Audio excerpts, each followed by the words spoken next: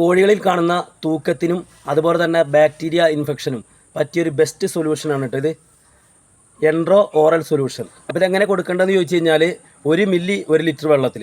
ഇപ്പോൾ നമുക്ക് 1-2 കോഴികൾക്ക് തൂക്കമോ അല്ലെങ്കിൽ അങ്ങനത്തെ പ്രശ്നങ്ങളോ കാര്യങ്ങളോ ഉണ്ടെന്നുണ്ടെങ്കിൽ ഒരു 1/2 മില്ലി 1/2 ലിറ്റർ വെള്ളത്തിൽ എന്ത് ചെയ്യുക, കലക്കിയിട്ട് പിന്നെ ഒരു നേരം വെച്ചിട്ട് കൊടുക്കുക.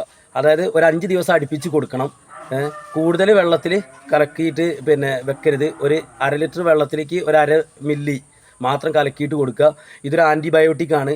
അതുപോലെ തന്നെ 4 മാസം പ്രായമുള്ളതും മുട്ടയിടാറായ കോഴികൾക്കും ഇത് കൊടുക്കരുത്. കാരണം മുട്ടയിടാൻ വൈകും.